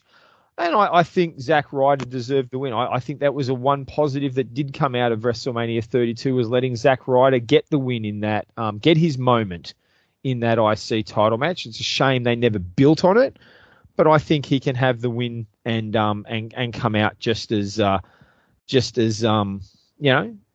that moment. I think he deserves that moment. So that's my opener, just to get the crowd going and get them buoyant, but not as many people involved as what they did. So my second match, I've just heard you. I'm almost regretting that I've kept this match on the card. I kept the AJ Styles Chris Jericho match on the card, but I flipped the result. I had AJ win. AJ win clean. Okay. I think if he wins clean, I think it goes a long way to righting the issues that the match had. I think a lot of people's issues are the fact that why would you have AJ lose in that situation, especially with where they take him straight after this show. Like they move him very quickly into the spotlight. And if you're going to have him in such a prominent role, you need to have him winning. And I think a victory over Jericho would have been, it would have been a very strong way to build him up. I think the issue was that they had him lose. So I'm flipping the result. I'm keeping AJ Jericho in, but I'm flipping the result. My number 3 match, now moved into the main show, is a showcase for the women, and that is probably the former leader of the women's roster before the women's revolution is hitting, Paige versus Becky Lynch. Almost like a passing of the torch from the old guard, from the last group to the next group. And Becky Lynch is going to get the win there. I just see that. I want them both on the card, but I've taken the approach that I didn't want Becky in the title match. So I think I've showcased I've given you a bit of a precursor as to what's coming, mm-hmm. Because I've taken Becky out of the women's title match, but I think she deserves to be on the card, and so a match against Paige, I think, is a great way to sort of transition from the previous generation to the upcoming women's revolution generation. And Paige was the forerunner. She was really that first wave, that new one that came in. I always sort of view Paige as really the snowball. She was the front runner for the women's revolution, but it was Becky and crew, who we'll talk about shortly, who really took it to the next level. So that's our match. Then we're going to have a 3-way tag team championship match with our champions, the New Day, up against the Dudley Boys and the Uso Brothers in a 3-way match. I just, mm-hmm. The Usos were coming to their own. The Dudleys were there and really they were sort of in that role, and they had that match with you. So I think that you put New Day in there with them and really make that match an important match. And you can build a lot around the history that the Dudleys bring and how the Usos are wanting to take it to the next level. And New Day sitting there, it's us. It's about us at the moment. And I think they can have a fun match. And that's our three-way match. And New Day are going to retain the titles. I'm going to keep the belts on New Day there. All right. So my next match is one that I thought hard about, and I thought it's a way to make use of some people who I think were misused, and it gives the opportunity for someone to have a WrestleMania moment that they should have had 12 months early and didn't get. Okay. So my match is, and I'll bring some backstory into this. So the first group in this match is the Wyatt family. Bray Wyatt has got everyone back together. I was about to say Brody Lee. He wasn't Brody Lee at the time. Luke Harper, yeah. Eric Rowan, and Braun is now a part of the faction. And these guys, Bray has brought them back together, as he did. They sort of come back together around the Rumble. And they are preaching the darkness. They are preaching that they're talking it all up. And so we come to Raw, and there's a lot of buzz because at the show, it is on Monday Night Raw, it is announced that Sting will be entering the Hall of Fame in 2016. Okay. But during the promo, the lights go out, the Wyatt music starts, and the Wyatts come out, and the Wyatts cause some hassle. They do a light beat down of they sort of berates Sting, and the Wyatts talk about how Sting really has done nothing in this company, and why are we honoring a guy who's hurt and all that. And Sting is sitting there, sort of basically saying, I'm not as hurt as you think. And the Wyatts basically issue the challenge. They want Sting. Well, if you're a real man, you'll face us in the ring. And Sting's got to get clearance. Now we know Sting was dealing with some injuries, and so there's a reason where I'm coming from that gives Sting his moment. Over the next couple of weeks, the Wyatts continue their baiting of Sting, and then we get the night where Sting is in the ring, and the Wyatts come out and actually start attacking him. They start beating on him in the ring. Not too hard. They're just more like the punches and the kicks, just beating him down. And when the lights go out and the gong hits and the lights come back on and the Undertaker is in the middle of the ring, the Wyatts have bailed from the ring, and they're backing up, and they're sort of, what do you think you're doing? And Undertaker reaches his hand out and he helps Sting to his feet. And in a sign of solidarity, the Undertaker and Sting look out at the Wyatts and go, we are here. And so my match at WrestleMania is a handicap match between the Wyatt family. In this case, it's going to be Bray. Well, part of the issue is Luke Harper gets hurt leading into Mania. So it becomes Bray, Eric Warren, and Braun Strowman against the Undertaker and Sting.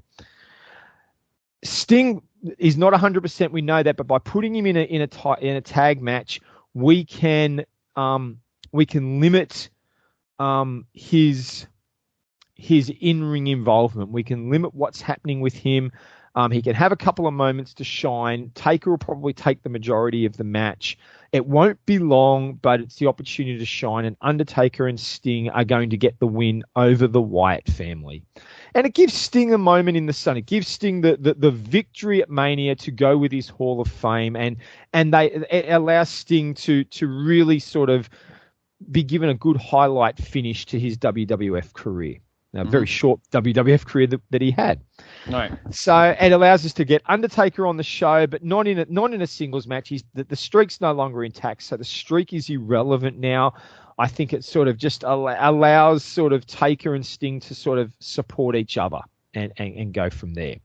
So that's my first sort of big change there. And as I alluded to earlier, it gets Sting on the card.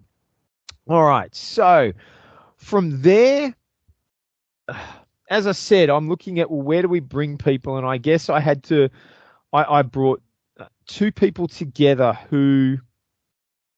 No, that's not my next match. My next match coming out of there is a match that I think could have been awesome to see if it was done right, knowing that these two guys wanted to try and do a Mania match.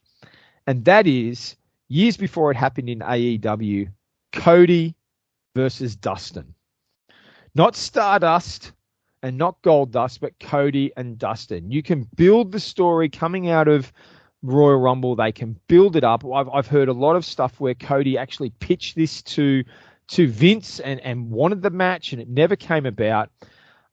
We know that they had an absolute barnstormer of a match in AEW. I want to give them the chance to have it in WWF, because I think that's really a match where it really deserved to be, and WrestleMania gives it the showcase that it could have had. So Cody and Dustin are going to have the brother versus brother match at WrestleMania. Now is where I started to run into what do I do with guys? Where do I put people? And I sort of had two guys that I'm like, well, I have one guy that I'm like, well, what do I do with him? And that's Brock. What do I do with Brock? I could have put Brock in the main event, but that would have just been a repeat of the last year, and it'd be we get that enough times as it is. I didn't want Brock in my main event. And I looked around the card and I went, well, who can Brock throw around? What could be interesting to see? And so in the end, I've paired Brock and Shane. Shane likes to get thrown around. Shane likes to get beaten up. I think Shane could take a beating. I don't want a long match. I don't want Super Shane. I want Shane to get tossed around. I want this to be sort of Brock sort of making a statement to the company. Like, you've overlooked me, not including me in the main event. Paul Heyman sort of saying, we're gonna make a statement. We're gonna bring it. If you're not gonna, respect Brock, he's gonna tear this company apart. And so he's gonna do a beat down on Shane. Shane's gonna get tossed around because he, wanted to show his sons what he can do. I think he could do that for Brock. So Brock wins that. That's fine. That brings us to our last three matches. As I alluded to earlier, my women's title match is Charlotte versus Sasha Banks. I just felt the storyline was about them. And I think that the one-on-one match, I think these two would really have I think it was built for these two to have that match, and then they went and put Becky into it. And I don't think that was the right option. I think that Sasha and Charlotte can have this match that's going to tear the place down. They're really going to show what the women's division is about. And that is their focus. Okay. My semi-main, I went with your idea, and I have got a world title match that's not the last match. I've got Roman Reigns holding onto that belt, maybe coming out of Rumble with the title, and he's going to face Dean Ambrose. We're going to have a Shield match. We're going to put it on the right stage. We know that Roman is going to get booed. So we may as well put someone in the ring with him that the storyline is there, someone that the fans are going to cheer anyway. So let's give them someone to cheer, but let's give a storyline that will work. Someone who will be willing to, someone who, when he loses to Roman, they can do the handshake at the end, and there will be that respect from the crowd of, well, we probably expected that, and we can handle it. And I think that's where Dean Ambrose fits in. I think he can have a good match with Roman, knowing that Roman will be booed. And at the end of the match, they can shake hands. They can do the brother. They can tear the house down. It can be a brawl. It can be hardcore. It can be whatever. But at the end of the match, they sort of shake hands, hug, and sort of that respect thing that the crowd will go, yeah, hey, we get it. And Ambrose sort of, I respect you, Roman. And even if these fans don't, I respect you, which will get a cheer from the crowd. So that's my semi-main. And my main event, my main event only because of who's in it, and they wouldn't let themselves not be in the main event. We go back 12 months. The reason Triple H beat Sting, we talked about this last episode, the reason Triple H beat Sting was the talk was Triple H and The Rock were going to face off at WrestleMania 32. And The Rock was there. So why not do it? The Rock and Triple H face off at WrestleMania 32. The Rock is the superstar, so that's the reason why this match is in the main event. And The Rock is going to win clean as a whistle. They can have that. Triple H can have a bit of a drawn-out match. Rock can go with him, but The Rock is going to win, and we have the showcase that they intended to put on and that we never got. Now that's my 32. I don't know how much better if it's even better than the one we've got, but I think there's some stuff on there that would work. Wow. What's crazy, Dave? Mm-hmm. In terms of like the guys wrestling, you're not that far off from what I have. Oh, wow. Because you know what's crazy? I also have Rock in my main event. Okay. But it's not Triple H. I gave Triple H the night off. I gave him the Sid. I've given you the night off. I like that card. I think, it's funny. The one thing that I'm kind of trying to wrap my head around, and I don't disagree with your logic, is pulling Becky and just having Charlotte Sasha. You might not be wrong on that. Interesting. Because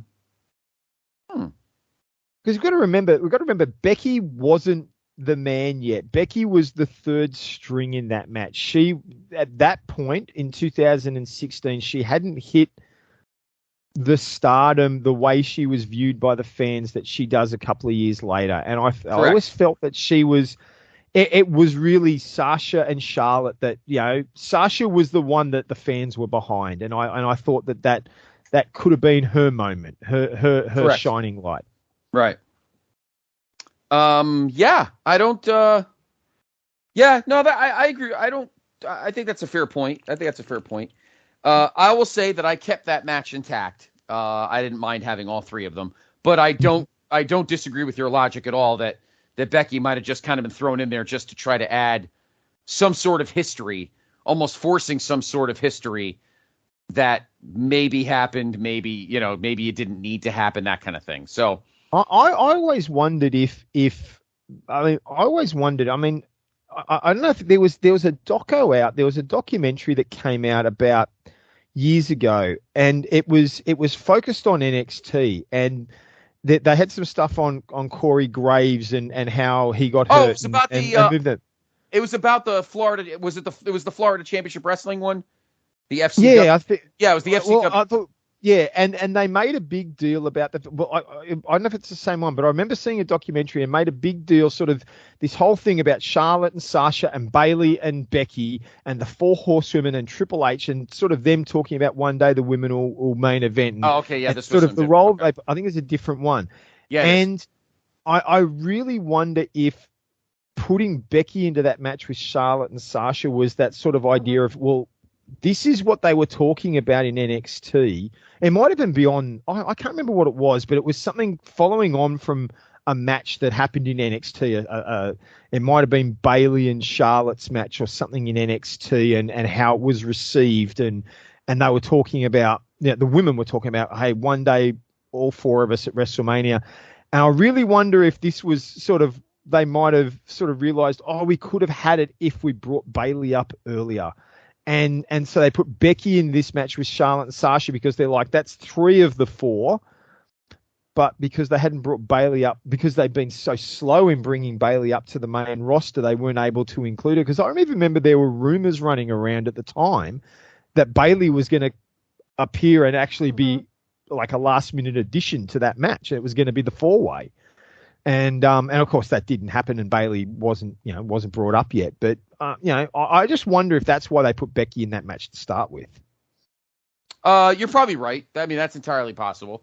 But it also, it probably, I think, agree with you that it in this instance she probably was like a third wheel on a date. So yeah. All right.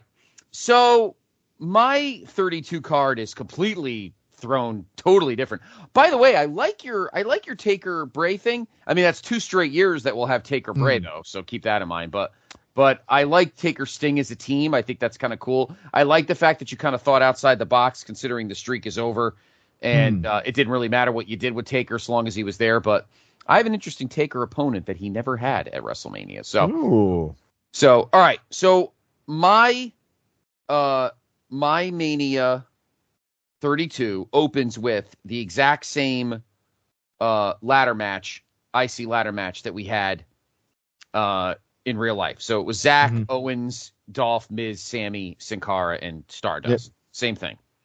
So we keep that. That's my opener. Number 2. I still have AJ Styles on my card, but I put him with Dean Ambrose. Yeah, that'd be a good match. I'd like to see those two, and I think AJ wins because Dean was bulletproof at that point. Yeah. Dean's still going to get his elevation to the title later in the year in 2016, so that doesn't change.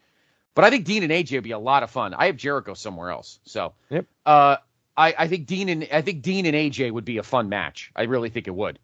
AJ takes on not like I get putting Jericho in there because that seems very easy, but I like AJ against somebody relatively new in the company to kind of get him comfortable with the new style of WWE. I think he could wrestle Jericho eventually, maybe on a bigger stage with some more stakes, but that's my take on that. So I have AJ versus Dean, and that's my number 2 match. That's my second match.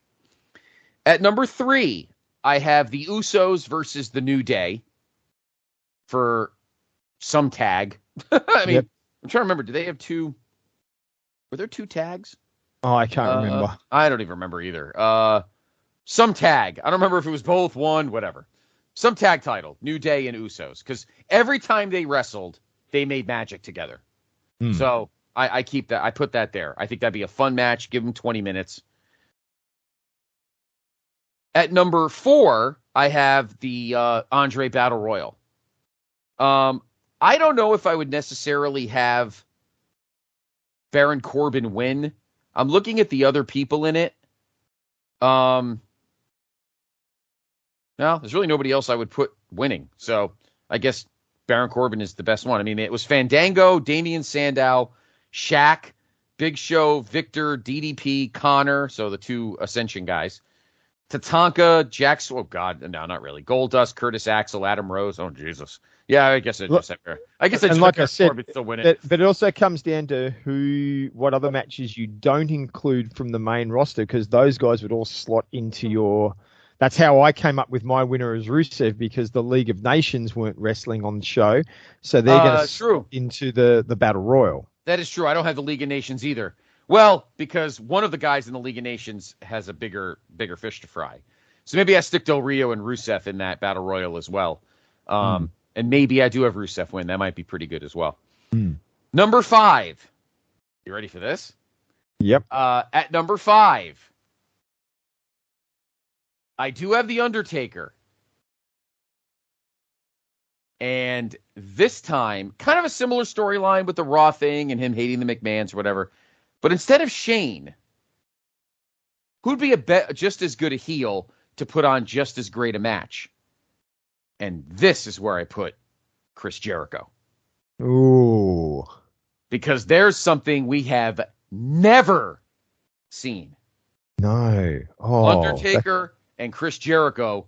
I don't know if you do the Hell in a Cell. I don't think there's really a need for that. You wouldn't need it. No. And Jericho could look at him and go, of all the guys I've had to put up with in the 16 years I've been here, yeah, I was gone for a bit.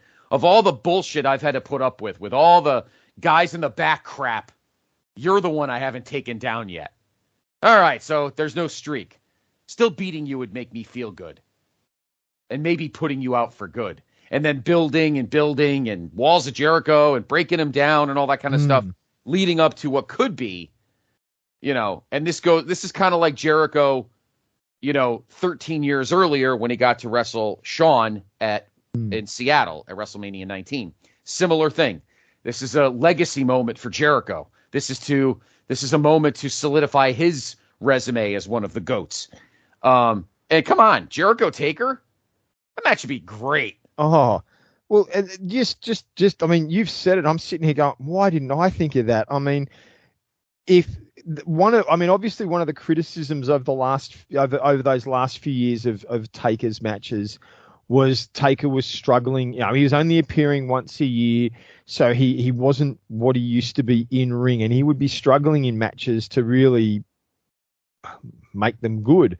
Right. And you just know Jericho is the sort of guy who he can work with anyone. He could work with Taker in a way you wouldn't realize Taker was struggling. He would find ways to make Taker look better than that. Not that the Taker was bad, but you know what I mean? He would make Taker probably look like he did 5 years earlier. You wouldn't think Taker was only wrestling once a year if he was in there with Jericho, because Jericho would just be able to help put together a match and bounce around for him in a way that would just it would make Taker look awesome. Yep. That's what I thought. That's what I thought. Yep. Particularly after losing the streak and then kind of a subpar 50-50 match with Bray Wyatt the year before. I think this is a match to get Taker back on track as a top flight.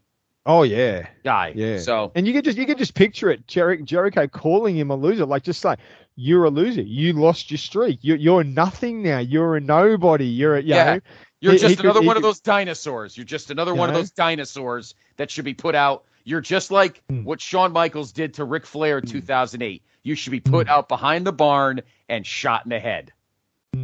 You should be put out. You should be like Old Yeller, out to pasture, bullet in your head.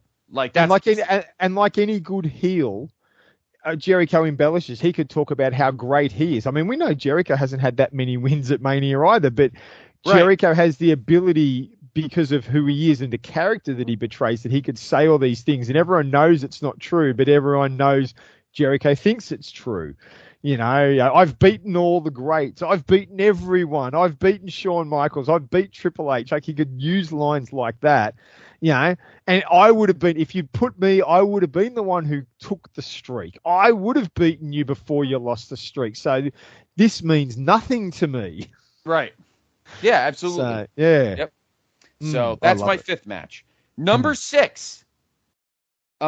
We go back. This is where I put my title match. Ooh. So I'll keep reality, and we go back to the 2015 Survivor Series when the world title was held up because Seth Rollins got hurt. He blew his knee out against Kane. So they still do the tournament. They still have, Roman Reigns win that little mini tournament, and you still have Sheamus cash in. And you could have a Triple H Roman Reigns storyline, but instead of Triple H wrestling, he puts over Sheamus, because let's be honest, throughout the years, everyone knew Sheamus was a Triple H guy. So Reigns wins the Rumble as a regular Rumble, and here's where you have Sheamus versus Roman Reigns for the world title, and you don't have it last. And I still think it's a great match. Give Sheamus his fucking due. Give this guy a chance to walk into WrestleMania as world champion. He's earned it. Sheamus has earned it. And he goes out there and puts on a banger of a match with Roman. It's not the main event, so nobody has to poop their pants over that. You give him 15, 16 minutes, and I think you get a great match. Roman gets booed, but nobody has to care because it's not the last match. And Roman wins the world title. He beats Sheamus and wins the world title. Or the League of Nations could be a heel faction with Sheamus. They could be in the Battle Royal, but they could still be together and causing Roman Reigns shit. They could be Triple H's guys. Interfering and helping get a bit of sympathy on Reigns. Exactly. That's what you do. So that's where I put that match. So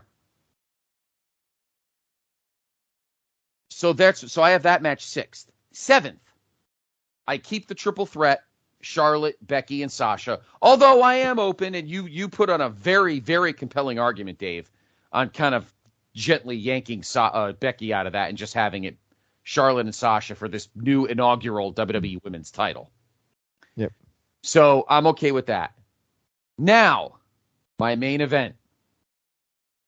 Who are two names that I have not mentioned yet? Well, you've already alluded earlier that you were going to talk about The Rock, and the one clear name that I have not heard come from you is the person that I struggled to come up with a match for, and that's the B in front of Rock. That's right. Brock Lesnar gets in the ring, say after the Royal Rumble or after Elimination Chamber or whatever, and says, the Beast, he's beaten everybody. Da-da-da-da, da-da-da-da, he's da-da-da. All of a sudden, the lightning bolts hit the screen. If you smile, place goes nuts. Rock walks down the ramp, gets in Brock's face. You owe me, bitch. Remember 14 years ago in Long Island? I want my piece back. And your main event at WrestleMania 32 is the long-awaited 14-year rematch between Rock and Brock. Oh. And Rock gets his win back. I like it. That place would explode.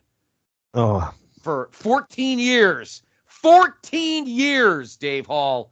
14 years for Rock Brock 2. I like it. You've sold me. You've got me. I much prefer your card to mine. You've thought of some matches there that I just didn't even occur to me. And you say it now. You say Rock Brock, and I'm sitting there going, of course. They never had that rematch. They never had that opportunity to bring it back. And how, think the box office that it would bring, that would be amazing. That match would tear the place down. Yep. Rock could get in Brock's face that night after Chamber or whatever and say, I made you and I'm going to break you. And Rock's the sort of guy, because of who the Rock is, because of the history that he had. And I don't know if people have been listening to, I encourage everyone to listen to all the shows on the Quad of Pods out there. I don't know if anyone had the opportunity to have a listen recently to, I think it was one of the No Holds Bards, and they were talking about a little bit about Brock and Rock and sort of Rock.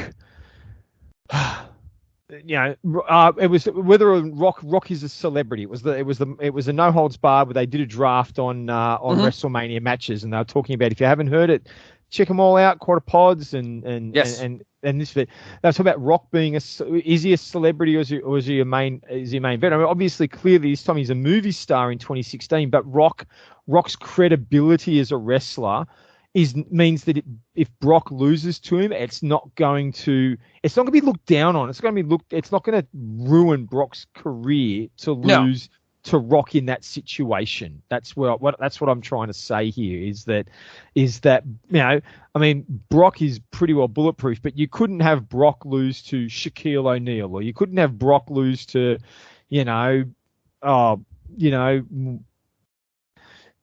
whoever. You couldn't just bring on any old person onto the show. But The Rock has the credibility of the history of being the wrestler and who he was as a legend, that you could get away with it there. Yeah, I think you're talking about a match of epic proportions. This is your first visit to Jerry's house, where you want to get this 100,000 people in there. What better match to fill over 100,000 people than a rematch 14 years in the making? And then Rock because at this point, Brock wins and losses don't matter to him as long as he gets paid. So Rock gets his win back on Brock for SummerSlam 02. And there, I think that is head and shoulders a better WrestleMania 32 than we get. And honestly, Dave, I like your card too. I think both our cards are better than the real WrestleMania 32 That's card. right. But I don't know. I think I'm kind of proud of myself. I normally don't pat myself on the back, but I mean, we put our cards together. I think a Jericho. I think you can kind of bury the title match if nobody really cares. But I mean, you have Brock Rock and Taker Jericho. I think that sells 100,000 tickets. Yeah. You know. Yeah. I mean, it's such a good roster, but it was so displaced in that first 4 months of 2016 that it really, you could have come up with some really great stuff if you really thought about it and didn't have to have Triple H fucking win the title. I mean, I thought that was, I mean, yeah, I trolled people on Facebook because it's what I do best when it comes to him. But the reality of it was a stupid idea and the match was stupid and the whole thing was stupid. It did Roman Reigns no favors. Let's put it that way. That's right. But in this instance, it's low flow. Yeah, Vince gets what he wants. He's champion, but he's not shoved in our faces. It's kind of buried on the high undercard. Roman gets his win, and then the next night on Raw, we start building him up. Yeah. We try to continue to ditch the suffering succotash and go from there. Yeah. So that's what I think. But I like the fact that both of us thought of better Roman Reigns matches than what we actually got. So I'm okay with that. Yeah. So. No, it's good. It's good. So. And we'd love to hear your feedback. We'd love to hear. Yes, please. How do these cards get? What do you think? What would you do differently? Is there a match that you think we've overlooked that might have helped make these cards even better? We'd love to hear from you. So as Scott shared earlier, please feel free to drop a comment, share your ideas. We'd love to hear from you. Yeah, we definitely want it, particularly this card. I mean, please comment on all of them. We'd love that. But particularly this one. How good did Dave and I resculpt WrestleMania 32 as best as we could? Would Rock Brock have been a great main event? Would Taker Sting versus the Wyatts been an amazing handicap tag? Let us know. Again, at PTBN Wrestling on Twitter. We post that the show will be posted on Twitter. Was posted at 12 noon. Obviously you're listening to it, so find it on Twitter and give us your comments. You can also go to the two Facebook, the Place to Be group and the Place to Be Nation page, and both. The show is posted there as well. And please give us your thoughts. What do you think? Do you have better ideas for WrestleMania 32? How stupid am I that I didn't add Eddie Guerrero to my WrestleMania 2000 card? What do you think of our WrestleMania 4s? I mean, just please, we'd love your feedback. So, all right. Well, I think we really exhausted our brain cells for this one, Dave, and you almost hacked some of your brain cells up earlier. So I'm glad you're okay. Thank you for joining us. It is WrestleMania month, so check out all the great WrestleMania content we'll have here on the PTB Wrestling Network, and of course over on the other pods in the quad. Dave, where can everyone find you? Yeah, you can hit me up on Facebook. You can message me. You can send me private messages, or just reach out to me that way. That's usually the easiest way to reach out to me, and we'd love to hear from you.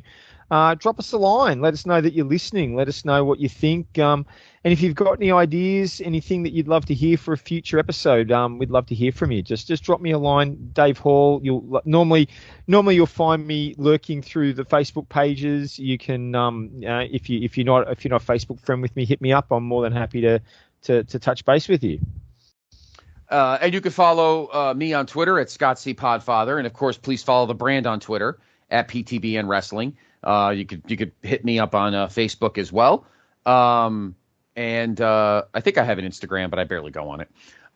Join us next month for our April episode. We have a couple of things in mind for our episode for next month, but we also want you to reach out for us with your ideas. Anything we haven't touched on yet that could be a great looking glass topic. We'd love to hear from you. And let us know what you think would be a great looking glass topic for Dave and I to cover. So have a wonderful rest of March. Enjoy Easter for those that observe. Enjoy Passover for those that observe. Enjoy Ramadan. Not Ramadan? Ramadan for those that observe, because I know a few friends that do. And enjoy WrestleMania, of course. And Dave and I will be back in April through the Looking Glass.